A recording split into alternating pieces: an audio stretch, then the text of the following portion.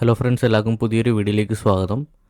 ഇന്ന് ഞാൻ നിങ്ങൾക്ക് പറഞ്ഞു തരുന്നത് എങ്ങനെ നമുക്ക് Kerala university PG UG certificate എങ്ങനെ ഓൺലൈൻ വഴി അല്ലെങ്കിൽ ഓഫ്ലൈൻ വഴി എങ്ങനെ അപ്ലൈ ചെയ്യാം എന്നുള്ളതാണ്. So let's get started.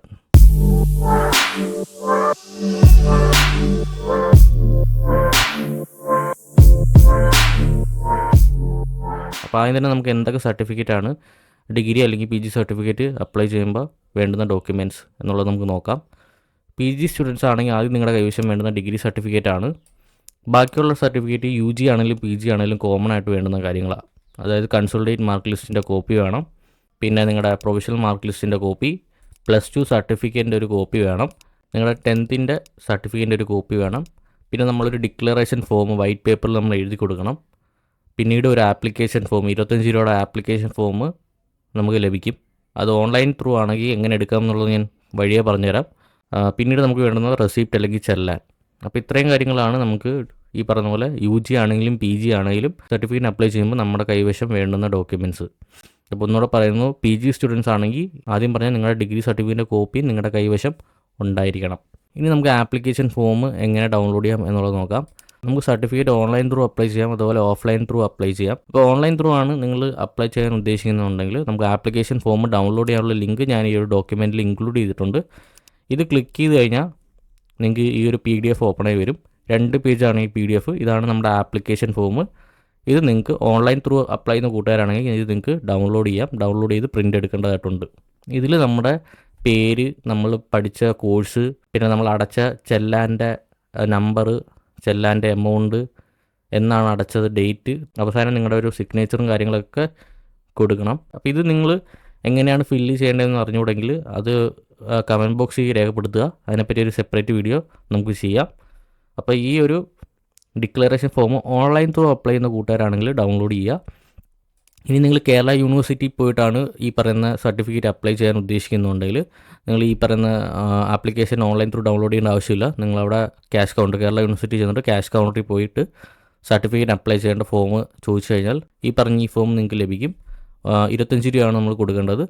അപ്പോൾ 25 രൂപ കൊടുത്ത് നിങ്ങൾ ഈ ഒരു ഫോം അവിടെ നിന്ന് മേടിക്കുക. ഓൺലൈൻ ത്രൂ ആണെങ്കിൽ നിങ്ങൾ ഇത് ഫ്രീ ആയിട്ട് നിങ്ങൾക്ക് ഡൗൺലോഡ് ചെയ്യാം. ഓക്കെ, അപ്പോൾ ഇതാണ് ഫോമിൻ്റെ പ്രൊസീജിയർ.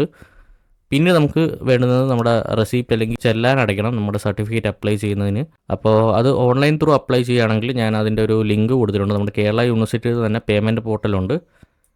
ഈ ഒരു ലിങ്ക് ക്ലിക്ക് ചെയ്ത് കഴിഞ്ഞാൽ ഒഫീഷ്യൽ വെബ്സൈറ്റ് ഓപ്പണായി വരും. pay.keralauniversity എന്ന് പറയുന്ന ഈ ഒരു വെബ്സൈറ്റാണ്. ഈ വെബ്സൈറ്റിൽ സർട്ടിഫിക്കറ്റ് അപ്ലൈ ചെയ്യേണ്ട സെക്ഷനുണ്ട്. ഇത് ക്ലിക്ക് ചെയ്തുകൊണ്ട് നിങ്ങളുടെ പഠിച്ച കോഴ്സ്, അതുപോലെ തന്നെ രജിസ്റ്റർ നമ്പർ, ഇതെല്ലാം കൊടുത്ത് നിങ്ങൾക്ക് സർട്ടിഫിക്കറ്റിന് വേണ്ടുന്ന എമൗണ്ട് നിങ്ങൾക്ക് അടയ്ക്കാവുന്നതാണ്. അടച്ചിട്ട് ആ പ്രിൻ്റ് ഔട്ട് എടുക്കാൻ മറക്കരുത്. ഈ സൈറ്റ് എങ്ങനെയാണ് പേയ്മെൻറ്റ് ചെയ്യേണ്ടതെന്ന് അറിഞ്ഞുകൂടെങ്കിൽ അതിനെപ്പറ്റി ഓൾറെഡി ഒരു വീഡിയോ ഞാൻ ചെയ്തിട്ടുണ്ട്. ആ വീഡിയോയുടെ ലിങ്ക് നിങ്ങൾക്ക് ഈ ഒരു ഷീറ്റിൽ കിട്ടും. ഇത് ക്ലിക്ക് ചെയ്തുകൊണ്ട് നിങ്ങൾക്ക് ആ ഒരു വീഡിയോ കാണാവുന്നതാണ്.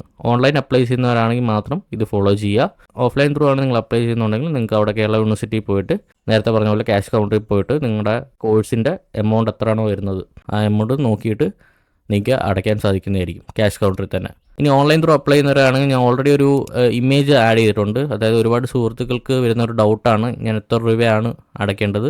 അതായത് ഇപ്പോൾ ഇയർ ഗ്യാപ്പൊക്കെ വരുന്ന കൂട്ടുകാരാണെങ്കിൽ അവർക്ക് സംശയം വരും എത്ര രൂപയാണ് അടയ്ക്കേണ്ടതെന്നുള്ളത്. അപ്പോൾ അത് ക്ലാരിഫൈ ചെയ്യാൻ വേണ്ടി ഒരു കേരള യൂണിവേഴ്സിറ്റിയുടെ തന്നെ ഒരു ഇമേജ് ഞാനിവിടെ ആഡ് ചെയ്തിട്ടുണ്ട്.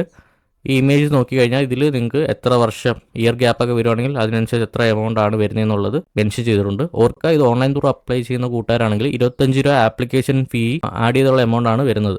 പിന്നീട് നമ്മൾ വേണ്ടുന്ന ഒരു ഡിക്ലറേഷൻ ഫോമാണ്. അപ്പോൾ ആപ്ലിക്കേഷൻ ഫോമിൻ്റെയും അതുപോലെ ചെല്ലാൻ്റെയും കാര്യങ്ങൾ നിങ്ങൾക്ക് മനസ്സിലെന്ന് വിചാരിക്കുന്നു.